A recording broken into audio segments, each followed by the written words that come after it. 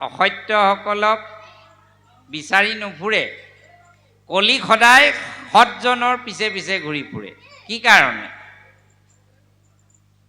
কি কাৰণে আপোনালোকে জাকৈ বাওঁতে বা জাকৈ বাই বুলি যাওঁতে যেতিয়া মাটিত এনেকৈ মাছ খেপিয়ায়, তেতিয়া খালৈ মাছকেইটালৈ হাত দিয়ে জানো, চকু দিয়ে জানো? নিদিয়ে। পানীত থকা বা বোকাত থকা কেইটালৈ চকু দি থাকে। কাৰণ খালৈকেইটা ইতিমধ্যে জুলুঙাত আছেই, গৈ পায়ে মই সিহঁতক দিহা লগাব পাৰিম। এতিয়া বিচাৰি থাকে ক'ত? বাহিৰত থকাকেইটা। গতিকে যিবিলাক মানুহ দম্ভ, দৈস্য, অহংকাৰ, পাপী, কৃষ্ণ কথাত ৰাপ নাই, বিষয় ভোগত আসক্ত, কলিয়ে এইসকলক আগতেই জুলুঙাত ভৰাই থৈছে। কলি ক'ত ক'ত থাকিব সিদ্ধান্ত হওঁতেই গোটেই মখাকে কলিয়ে লৈ গৈছে। মই পাঠটোৰ মাজতে অকণমান ক'ম বাৰু। এতিয়া বাকী থাকিল কোন? কলিৰ জুলুঙাৰ পৰা ওলাই থকা যিসকল সৎ, যিসকলে কৃষ্ণ কথা শুনিব বিচাৰে, আহে, এইসকলক ইয়াতে শুনিবলৈ কিন্তু কলিয়ে নিদিয়ে, উচপিচ লগাই থাকে। ভৰিখনে কুটকুটাব, ঘৰলৈ যাব মনটো যাব, কথা এটা পাতিবলৈ মন যাব, তামোল এখন খাবলৈ মন যাব। গোটেই জীৱন তামোল খাই খাই কিমান পোন তামোল খালোঁ ঠিক নাই, কৃষ্ণ কথা শুনি থকা সময়ত যদি তামোল এখন নাপাওঁ, মনটো ভাল লগা নাই। কৃষ্ণ কথা অমৃত, আমাক এখন তামোলেই শেষ কৰি দিয়ে। আমাৰ কাৰণে তামোলখন প্ৰিয় হৈ যায়, আমাৰ কাৰণে চাহকণ প্ৰিয় হৈ যায়। আমি 1 ঘণ্টা কৃষ্ণ কথা ভালকৈ শুনিব নোৱাৰোঁ। ইয়াক কোনে কৰে? কলিয়ে কৰে। আচলতে কলিয়ে আপোনাক কৃষ্ণ কথা শুনিব নিদিয়ে। কলিৰ প্ৰভাৱ ক'ত নাথাকিব, সেই কথাকেইটা সেইদিনাই পৰীক্ষিতৰ লগত অলপ আগতে পাঠকসকলে পঢ়িছে, ক'ৰবাত চাগে মই পালেই,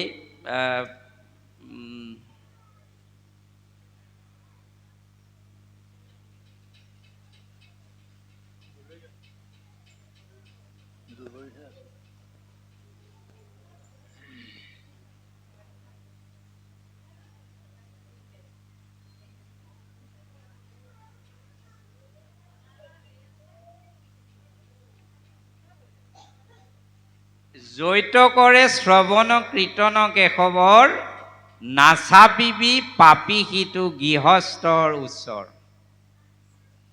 যি স্থানত কেশৱৰ কীৰ্তন শ্ৰৱণ কীৰ্তন হৈ থাকে শুদ্ধ ৰূপে, পাপী কলি তই কিন্তু তাৰ ওচৰলৈও নাযাবি, এই বুলি পাপীক কলিক পৰীক্ষিতে চুক্তি কৰি থৈ গৈছে। গতিকে কলিয়ে ভগৱন্তৰ কীৰ্তন কৰি থকা লোকসকলক, একান্ত চিত্তে শুনাসকলক কলি আহিব নোৱাৰে। সেইকাৰণে সেইসকলকহে কলিয়ে বিচাৰি ফুৰে, ভকতৰ পাছে পাছেহে কলি লাগি থাকে। নহ'লেনো সকলো শাস্ত্ৰ জনাৰ পাছতো ভকতে ভকতৰ মাজতে হিংসা, অসূয়া, অপ্ৰীতি কৰেনে? মোৰ মতে সমাজ চলিবই লাগিব, নহ'লে সমাজ ভাগ কৰি দূষণ কৰি দিম। এইখন খেলত নাখাওঁ, এইখন খেললৈ গুচি যাম, এনেকুৱা কথানো ভকতৰ মনত আহিব লাগেনে? যিজন ভকতে কীৰ্তনত সদায় গাই থাকে কি বুলি? সমস্ত ভূতক দেখি বেক নাৰায়ণ, উপায় মধ্যত ইটো আতি মুখ্যতম, বিশেষত মনুষ্য গণত যিটো নৰে, বিষ্ণু বুদ্ধি সৰ্বদায়ে মোকে মান্য কৰে। এই বুলি গাই থকা আকৌ ভকতসকলৰ মনত তেনেকুৱা ভাৱ আহে জানো? আচলতে ইয়াক কলিয়ে কৰাই দিয়ে, যাতে তেওঁ আৰু আগলৈ উধাব নোৱাৰে, কৃষ্ণৰ সমীপ পাবগৈ নোৱাৰে। এই কথাবোৰ মন দি আমি কিন্তু ভাগৱত পাঠ আজি ক'ৰবাত হৈছে বুলি মনে নধৰে, হৈছে যদিও অতি বিৰল, আমি মাত্ৰ দেখাক দেখি কৰি আছোঁ। সেই সময়ত আমাৰ কি লক্ষ্য থাকে? ভকত আহিছে, চাহ দিব লাগে, ওচৰৰ গাঁও আলহী আহিছে, আমি যাওঁতে বৰ সুন্দৰকৈ খোৱালে, আমিও খুৱাব লাগিব। এইবোৰ কৰোঁতে আপোনালোকৰ যিমান কষ্ট, ধন খৰচ এইবোৰ বৃথা যায়। আৰু এই পুণ্যৰ ভাগ কোনোবা একান্ত ভকতে এক মুহূৰ্তও যদি কায় বাক্য মন এক কৰি শুনিছিল, সেইসকলে লৈ গুচি যায়, অথবা পাঠকসকলে তেওঁলোকে লগত লৈ গুচি যায়। আপোনালোকে ঠিকাত দি দিয়ে, আচলতে ঠিকাত দি দিয়ে। গতিকে আপোনালোকৰ খৰচ হয়, পাঠকসকলৰ লাভ হয়। এতিয়া কথাটো হ'ল, ভাগৱত পাঠনো কেনেকৈ হ'ব লাগে, এই কথাটো ভাগৱত মহাপুৰাণৰ ভাগৱত মহাত্ম্য নামৰ পাঠটোত লিখা আছিল। এনেকৈ আজিৰ দৰে হোৱা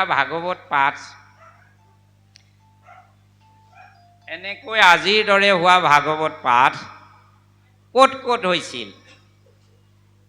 পৰীক্ষিতে যেতিয়া কলি যুগ আহি গ'ল, ভগৱান কৃষ্ণ আচলতে ধৰাধামৰ পৰা বিদায় লোৱাৰ লগে লগে কলি যুগ আৰম্ভ হৈছে।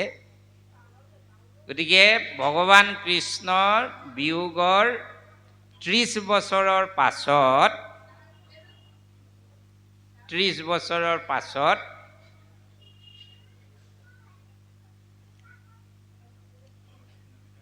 আজিৰ দৰে ভাগৱত পাঠ এটা হৈছিল। সেইটো ক'ত হৈছিল? পৰীক্ষিত ৰজাক মুক্তি কৰিবৰ বাবে শুকদেৱে কৈছিল। তেতিয়া তাত বক্তা আৰু শ্ৰোতা, শ্ৰেষ্ঠতম বক্তা আৰু শ্ৰেষ্ঠতম শ্ৰোতাৰ জুতিটো আছিল। ভাগৱত একেবাৰে লৰা ধেমালি নহয়। ভাগৱত হৈছে আমাক জীৱনক মৃত্যুৰ পৰা অমৃতলৈ লৈ যোৱা শাস্ত্ৰ। ভাগৱত হৈছে মনুষ্য জন্মতেই ধৰ্ম, অৰ্থ, কাম, মোক্ষ এই চতুৰ্বৰ্গ সাধন কৰি আমি মানুহৰ পৰাই দেৱতা, দেৱতাৰ পৰা ঈশ্বৰ হ'ব পৰা গ্ৰন্থ। এইখন শুনা মাত্ৰেই ব্ৰহ্মসাপৰ ভয়, মৃত্যুৰ ভয় পৰীক্ষিতৰ নাশ হৈ সমস্ত ভূতত হৰি দৰ্শন কৰি হৰিময় হৈ গৈছিল, ব্ৰহ্মময়।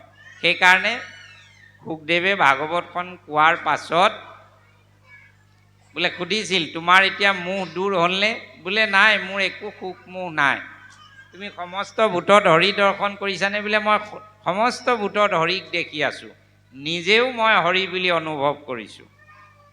তেতিয়াহ'লে মোৰ কাম হৈ গ'ল, এইদৰেই তুমি বহি থাকা বুলি কৈ শুকদেৱ গুচি গ'ল। আৰু গুচি যোৱাৰ পাছত তক্ষক কিয় অহা নাই? পৰীক্ষিতে ভাগৱত শুনিবলৈ বহি গৈছিল এই কাৰণে। পৰীক্ষিত ৰজাই মৃত্যু যেতিয়া খবৰ পালে, যে তেওঁ জানিছিলে যে মৃত্যুৰ সময়ত যি যি ভাৱনা আহিব, যাৰ দেখা পাব, পৰজন্মত সেই ভাৱনা আহিব, সেই জন্ম ল'ব। এতিয়া তেওঁক যেতিয়া খাবলৈ লহ লহ জিভা মেলি তক্ষক নাগ আহিব, প্ৰচণ্ড ক্ৰোধত সাপটো দেখাৰ লগে লগে ভয়ত বিহ্বল হৈ যেতিয়া তেওঁ মৃত্যু হ'ব, সাপে সুত মাৰি দিলে, তেওঁ পিছৰ জন্মত সাপ হ'ব লাগিব। তেওঁ বেছিকৈ ভয় সেইটোহে আছিল। সেইকাৰণে সকলোকে মাতি আনি সুধিলে, বোলে মই যিটো দুখ কাম কৰিলোঁ তাৰ উচিত দণ্ডই হৈছে। মই সেইকাৰণে মোৰ মৃত্যুক বদলাবলৈ মই বিচৰা নাই, কিন্তু কেনেকৈ মই মৃত্যুৰ ভয়টো জয় কৰি মোৰ আত্মাটোক মই মুক্তি কৰিব পাৰিম, উপায় দিয়ক। যজ্ঞ কৰিব লাগিবনে? তপ কৰিব লাগিবনে? পূজা কৰিব লাগিবনে? দান কৰিব লাগিবনে? কাৰ কি বিধান আছে কওক। সকলো ঋষিমুনিয়ে ক'লে বোলে 7 দিনত একো উপায়েৰে মৃত্যু তৰাৰ উপায় নাই। তেতিয়া মোৰ গতি কি হ'ব বুলি তেওঁ অন্তৰ দহি গৈ অন্তৰতে যেতিয়া ভগৱন্তক স্মৰণ কৰিব ধৰিলে, তেওঁ একান্ত ভকত আছিল, ভকতৰ বংশৰ আছিল, তালৈ শুকদেৱ নিজে গুচি আহিল। কৃষ্ণ কথা শুনিবলৈও তেনেকুৱা ভগৱত কৃপা লাগিব। বুজি পাইছেনে বাপসকল? ভগৱত কৃপা লাগিব সৎগুৰু প্ৰাপ্ত হ'বলৈ। সৎগুৰু বা সাধুজনৰ মুখেৰে ভাগৱত কথা শুনিলেহে তাৰ ফল পাব। তেতিয়াহে এই অমৃত শাস্ত্ৰৰ অমৃত আপোনালোকে লাভ কৰিব। বাকী সৎগুৰু নোহোৱালৈকে আপোনালোকে যিমান সাধনা কৰে, সেই সাধনাৰ পৰা আপোনালোকে বহুত কিবা কিবি ঐশ্বৰ্য বিভূতি লাভ কৰিলেও আপোনালোকৰ কিন্তু মুক্তি বা আমাৰ মুক্তি নহ'ব। এবাৰ কি হ'ল, নাৰদ বৈকুণ্ঠলৈ গৈছিল। বৈকুণ্ঠলৈ যোৱাত ভগৱন্তই বহিবলৈ আসন দিলে। ভগৱন্তৰ লগত কথা বতৰা হ'ল, বিদায় লৈ ওলাই গ'ল। নাৰদে সদায় নিজৰ মনৰ সন্দেহবিলাক সুধি থাকেগৈ। ওলাই যোৱাৰ পাছতে ফটককৈ মনত পৰিলে যে আৰু এটা কথা সুধিবলৈ থাকি গ'ল। আকৌ সোমাই আহিল। আহি পিনাই কৃষ্ণক কথাটো সুধিব লওঁতেই দেখিছে কি বৈকুণ্ঠত এজন পাৰিষদে ভগৱন্তৰ কাষত তেওঁ সেৱাত থকা 14জন পাৰিষদৰ এজন পাৰিষদে নাৰদ যিখন আসনত বহিছিলে তাত পানী ছটিয়াই সেইখন ধুই আছে, মোহাৰি আছে। তেওঁতো আচৰিত হৈ গ'ল, ৱাহ এয়া কি কথা। তেওঁ নিজে সুধিব অহা কথাটো বাদ দিলে যে মই বহি যোৱা আসনখনত আকৌ পবিত্ৰ কৰিব লগা হৈছে, পানী ছটিয়াইছে। বোলে প্ৰভু ইয়াৰ কাৰণহে নুবুজিলোঁ। বোলে তোমাৰ এতিয়ালৈকে সৎগুৰু প্ৰাপ্ত হোৱা নাই। তুমি গুৰুবিহীন হৈ যিমান কথা জানি লৈছা, সৎগুৰুবিহীন হৈ সেই সাধনাৰে আহি মোক দেখা কৰিব পাৰিছা ঠিকেই, কিন্তু তোমাৰ মুক্তি মোৰ লগত মিল হৈ তোমাৰ নাযাব। তেতিয়ালৈকে তোমাক অপবিত্ৰ বুলিয়ে ধৰি থকা হ'ব। সেইকাৰণে পাৰিষদসকলে গুৰুহীনজন বহাৰ কাৰণে বোলে মই গুৰু ক'ত পাম তেনে সৎগুৰু। বোলে এটা কাম কৰা, কালিলৈ পুৱা তুমি উঠি যাকে দেখা তাৰে ওচৰত শৰণ লৈ ল'বা। যাকে দেখা তাৰে ওচৰত। নাৰদে আৰু ৰাতি উপবাসে আছে ভগৱানক চিন্তা কৰি। ৰাতিপুৱা এজন চাণ্ডালে পানীৰ ভাৰ এটা লৈ, কুমাৰ আচলতে, কুমাৰ পানী কঢ়িওৱা পাত্ৰ বনোৱা কুমাৰ এজন, চাণ্ডাল এজন আহি গ'ল। সেয়া আচলতে ভগৱানে আহিছে। তেওঁ এতিয়া সন্দেহ হ'ল, বোলে মই এইজনৰ ওচৰত ল'ম নে, এওঁনো কি জানিব। এই বুলি তেওঁ কি কৰিলে, তেওঁ ওচৰত শৰণ ল'লৈ আকৌ ভগৱানৰ ওচৰ পালেগৈ। ভগৱানে ক'লে তুমি ক'ত সৎগুৰু পাবা, তুমি সমস্ত ভূত হৰি দেখিবলৈকে পৰা নাই, এইবিলাক দেখিলা। এইখিনি এটা বেলেগ কথা বাৰু। পিছত তেওঁ ওচৰতে আহি দণ্ডবোধ হৈ পিছত নাৰদে শৰণ ল'লে। ভগৱানৰ যোগেই তেওঁ সৎগুৰু প্ৰাপ্ত হ'ল। এতিয়া কথাটো হ'ল বাপসকল, আপোনালোকেও ভাগৱত শাস্ত্ৰ তেনেকৈ শুনিবলৈ পাব লাগিব। কেনেকুৱা হ'ব লাগিব, পৰীক্ষিতৰ নিচিনা হ'লেহে আমি সেই অমৃত পাম। পৰীক্ষিতে জানিছিলে যে মই 7 দিনত মৰি যাম। এতিয়া আমি গম পাওঁ জানো? অলপ পিছতেই আপোনালোকৰ বাদেই দিয়ক, মোৰে যাওঁ লাগিব। কেলে? কালিলৈ মোৰ ডিউটি আছে নহয়।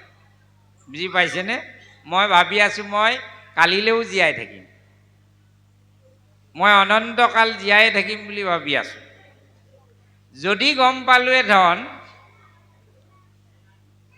গম পালোহেঁতেন যে কাইলৈ মই মৰিম, পৰহিলৈ মৰিম, তেতিয়াহ'লে আৰু চাকৰি বাদ দিয়ক, মই একেৰাহে কি কৰিলোঁ এথন ঈশ্বৰৰ নাম ল'বলৈ লাগি গ'লোঁ এথন। পৰীক্ষিতে সেইটো গম পাইছিল কাৰণে সকলো ত্যাগ কৰি কায় বাক্য মন এক কৰি শুকদেৱৰ পৰা, শুকদেৱে ক'লে বোলে তোমাৰ ভয় লাগিছে, তুমি সাপ দেখিবা, সাপ দেখি মৰিবা বুলিহে। মই সাপ নহয়, তোমাক হৰি দেখাই দিম। তুমি অকল তক্ষকটোকে নহয়, সমস্ত ভূতত তুমি হৰি দেখিবা, তোমাৰ যিমান বিকাৰ আছে নাইকিয়া হৈ যাব। তুমি বহি যোৱা 7 দিন বহুত সময়। বোলে কি উপায়? বোলে মই ভগৱত কথা ক'ম, কৃষ্ণ কথা ক'ম। গতিকে কৃষ্ণ কথা ক'বলৈ আৰম্ভ কৰাৰ লগে লগে এটা এটাকৈ মনৰ সংশয় দূৰ হৈ যাওঁতে যাওঁতে যাওঁতে নিজকো চিনি পাই নিজকো ব্ৰহ্মময় দেখাব পৰা হৈ গ'ল পৰীক্ষিত। পৰীক্ষিতে সকলোকে হৰি দেখিলে, সন্মুখলৈ অহা সাপটোকো হৰিয়ে আহিছে। গতিকে তেওঁ হৰিত লীন হ'ল, মৃত্যুৰ পিছত হৰিত লীন হ'ল। মৃত্যু জিনিলে, অমৃতলৈ পৰিৱৰ্তন হ'ল। অমৃতৰ পৰা আহিছিলোঁ, অমৃতত মিলি যোৱাই আমাৰ লক্ষ্য উদ্দেশ্য। গতিকে আমি অমৃত হৈ গ'লোঁ। সেইকাৰণে এই কথাখিনিৰ নাম অমৰ কথা, ভাগৱত কথাখিনিৰ নাম অমৃত কথা। ভাগৱত ক'বলৈ আৰম্ভ কৰোঁতেই ইন্দ্ৰই গম পাইছিল যে পৃথিৱীত শুকদেৱৰ দ্বাৰা পৰীক্ষিতক 7 দিনলৈ ভাগৱত কথা, এনেকুৱা ভাগৱত পাঠ, ভাগৱত কথা ক'বলৈ আৰম্ভ কৰিব লৈছে। ইন্দ্ৰই লগে লগে পাৰিষদসকলক নিৰ্দেশ দিলে, বোলে 3 কলহ অমৃত লৈ লোৱা। চাবা, ডাঙৰ ডাঙৰ কলহত লোৱা, পুৰকৈ ল'বা। সকলোৱে লৈ ল'লে। বোলে এতিয়া মোৰ লগত চব বলা। শুকদেৱে যেতিয়া বহি গৈছে ভাগৱত কথা ক'বলৈ, তাতে আহি ইন্দ্ৰই নমস্কাৰ কৰিলে। বোলে শুকদেৱে বোলে আজি কি ভাগ্য, দেৱ দৰ্শন হ'ল। তোমালোকতো এনেই নাহা, কিবা কথা আছে কোৱা ইন্দ্ৰ। ওচৰ চাপি লৈ ইন্দ্ৰই হাতযোৰ কৰি, ভগৱান আমাৰ এটা অনুৰোধ আছে আৰু আপোনাক ক'ব বিচাৰিছোঁ, আপুনি যদি অনুমতি। বোলে কওক। বোলে আপুনি অমৰ কথা ক'ব লৈছে। বোলে হয়। পৰীক্ষিতক মৃত্যুৰ পৰা অমৃতলৈ নিব বিচাৰিছে। বোলে হয়। বোলে আমি সৰু কথা এটা কওঁ, আপুনি 7 দিন কষ্ট কৰিব নালাগে, আমি 3 কলহ অমৃত লৈ আহিছোঁ। এয়া আমি পৰীক্ষিতক দি দিওঁ। পৰীক্ষিতে অকল তেওঁৱে নহয়, তেওঁ পৰিয়ালবৰ্গ যিমান আছে সকলোৱে খাই দিয়ক, অমৰ হৈ যাওক, তেওঁ মৃত্যু নহ'ব আৰু। শুকদেৱে হাঁহি এটা মাৰি সুধিলে, বোলে পিছৰ ডোখৰ তোমালোকৰ তাৰ লগত কিবা চত্ৰ আছে? বোলে আছে ভগৱান। আমি যে 3 কলহ অমৃত দি দিম, তাৰ পৰিৱৰ্তে এই ভাগৱত কথাখিনি, কৃষ্ণ কথা অমৃতখিনি আপুনি পৰীক্ষিতক ক'ব নালাগে, দেৱলোকলৈ আহি আমাক ক'ব লাগে, আমাক ক'ব লাগে। তেতিয়া শুকদেৱে হাঁহি এটা মাৰি বোলে তোমালোক সেইকাৰণেই দেৱতা, তোমালোকে আনৰ উন্নতি হোৱাটো নিবিচাৰা, তোমালোকে কেৱল তোমালোককহে লাগে, তোমালোকেহে বিচাৰা, দিলে ভাল নিদিলে বেয়া, তোমালোকে স্বাৰ্থ অন্বেষী। গতিকে ভাগৱত শাস্ত্ৰ স্বাৰ্থ অন্বেষীসকলৰ কাৰণে নহয়, যি কেৱল নিজৰ ভাল বিচাৰে তেওঁলোকৰ কাৰণে নহয়। গতিকে এয়া ভকতৰ শাস্ত্ৰ, ভকত হৈ লৈ শুনিব লাগিব। এওঁ মহাপুৰুষৰ সেৱক পৰীক্ষিত, এওঁ ভকত, এওঁ কায় বাক্য মন চিত এক কৰি বহি গৈছে। এওঁ এতিয়া ৰাজা হৈ থকা নাই, এওঁ এতিয়া গৰ্ব অহংকাৰ নাই। গতিকে তেওঁ এতিয়া শুনিবৰ পাত্ৰ। কিন্তু আমি ভাগৱত তেনেকৈ শুনোনে? যে আমি কেনেকৈ পাঠ পাতিছোঁ, কেনেকৈ শুনিছোঁ, আপোনালোকে বিবেচনা কৰক। আমি অমৃত পামনে? তাতে থকা বহুতে পৰীক্ষিতৰ লগত ভাগৱত কথা শুনিছিল, কিন্তু সেইসকলৰ ভগৱত কথাখিনিয়ে ক্ৰিয়া নকৰিলে। কেৱল পৰীক্ষিতেহে সকলোকে ব্ৰহ্মময় দেখি মৃত্যুৰ পিছত তেওঁ ব্ৰহ্মত লীন গ'ল, বাকীসকল আকৌ উঠি গুচি গ'ল। অৱশ্যে ইয়াতে আমাৰ সাধুসকলে কৈ থাকে যে সুখদেৱ গুচি যোৱাৰ পিছত সুতে ভাগৱত ক'বলৈ ল'লে, গতিকে হীনজনৰ মুখে ভাগৱত নুশুনো বুলি 60,000ৰ পৰা কিমান গুচি গ'ল, 32,000 গুচি গ'ল, 28,000 এশ। পিছে এনেকুৱা কথা আমি কোনো শাস্ত্ৰত পোৱা নাই। আপোনালোক সাধুসকলে যদি ক'ৰবাত পাইছে কৃপা কৰি আমাক জনালে আমাৰো অকণ জ্ঞান হ'ব। আচলতে পৰীক্ষিতৰ মৃত্যুৰ পিছত আৰু মুক্তিৰ পাছত তাত লগে লগে ভাগৱত কথা হোৱা নাই। পৰীক্ষিতৰ প্ৰেতকাৰ্য আদি কামবিলাকহে হৈছে। ৰাজা মৰিল, ৰাজাক এতিয়া যথাবিহিত সৎকাৰ আদি কামখিনিয়ে কৰিছে, প্ৰেতকাৰ্যবিলাক। তাৰো বহু বছৰৰ পাছতহে নৈমিষাৰণ্যত সনৌক আদি ঋষিসকলে 1000 বছৰ ধৰা এটা যজ্ঞ কৰি থাকোঁতে এই যজ্ঞৰ মাজত কি হয়, সূতসকলে কৃষ্ণ কথা পুৰাণৰ কথাবোৰ কৈ থাকে। আমাৰ যেনেকৈ ডাঙৰ মেলা বহি গ'লে, শিৱৰাত্ৰি মেলা আপোনাৰ আমাৰ শিৱসাগৰত বহে, তেতিয়া কাষে কাষে ক'ৰবাত নাচ গান বাজানা তেনেকৈ নচলে জানো? তেনেকৈ সূতসকলে সূতে এখিনি মানুহ লৈ এনেকৈ ভাগৱত কথা কৈ আছিল, কৃষ্ণ কথা। সনৌক ঋষি সেই যজ্ঞটোৰ মূল হোতা হৈ আছিল। সেই যজ্ঞটো এলাপেচা যজ্ঞ নহয়, 1000 বছৰ জোৰা, 1000লৈকে চলিব লাগিব। বোলে আপোনালোকে ভাবিব পাৰে 1000 বছৰ মানুহ জীয়াই থাকিবনে? নাথাকে। কোনোবাজন যদি মৰি যায় তাৰ বেলেগ এজন ঋত্বিজ নিৰ্বাচন কৰি লয়, কিন্তু যজ্ঞটো 1000 বছৰ চলে। যজ্ঞ কৰি কৰি ধোঁৱাই মানুহৰ মন আকাশ অন্ধকাৰ কৰি দিছে। যজ্ঞকৰ্তাসকলৰ কাপোৰবোৰ মলিয়ন হৈ কলা হৈ গৈছে। দেখিছে যে মানুহৰ তেতিয়াও মন ঘূৰা নাই, কলিকাল আহি গ'ল। আগতে যজ্ঞ কৰিলেই যজ্ঞৰ পৰাই পবিত্ৰ বায়ু, পবিত্ৰ জল বৰষুণ হিচাপে আহিছিল। সকলোৱে মন প্ৰাণ প্ৰফুল্লিত হৈছিল, শস্য শ্যামলা হৈছিল, মানুহবোৰ সৎবুদ্ধিযুক্ত হৈছিল। এতিয়া কিন্তু যজ্ঞই উল্টা কৰিছে, কাৰো মন প্ৰসন্ন নহয়, হিংসা ধৰ্ম, সকলোৱে ইজনে ইজনক মাৰি মুখহে লাগে, মইহে খাওঁ মইহে জীয়াওঁ, এনেকুৱা ভাৱ আহিছে। গতিকে তেওঁলোক আচৰিত হৈছে, যজ্ঞই কিয় কাম কৰা নাই, কৰিবগৈ নে? এই বুলি সনৌকে কিছু সময়ৰ বাবে যজ্ঞস্থলীৰ পৰা বাহিৰলৈ ওলাই আহোঁতে এটা চুকত সূতদেৱে ভাগৱত কথা কৈ থকা শুনিছিল। অলপ সময় শুনিলে। তেওঁলোক শাস্ত্ৰজ্ঞ, জ্ঞানী, ভগৱত ভক্ত আছিল, কিন্তু তাৰ এডালত যেনেকৈ এঙাৰ লাগি থাকিলে, কাৰ্বনৰ প্ৰলেপ বহি থাকিলে, তাৰ ডালত কাৰেণ্টত লগালেও বিজুলী নাযায়, কাৰেণ্ট নাযায়, তেনেকৈ তেওঁলোকৰ মনতো কৰ্মকাণ্ডৰ মলবিলাকে আবৃত্ত কৰি থকাৰ কাৰণে সৎগুণটো তেওঁলোকে জ্ঞানটো উদয় হোৱা নাছিল। কিন্তু এক ক্ষণমান যেতিয়া সূতদেৱৰ কথা শুনিলে, এক ক্ষণ মাত্ৰ সাধুৰ সংগে হুৱে নাও ভৱতৰিবাৰ, তেওঁ মনলৈ ছাটকৈ বিজুলী সঞ্চাৰ আহি গ'ল। ভগৱান কৃষ্ণটো যোৱাৰ পাছত কলিকাল আহি গ'ল। কলিকালততো আন ধৰ্ম সকলো মিছা,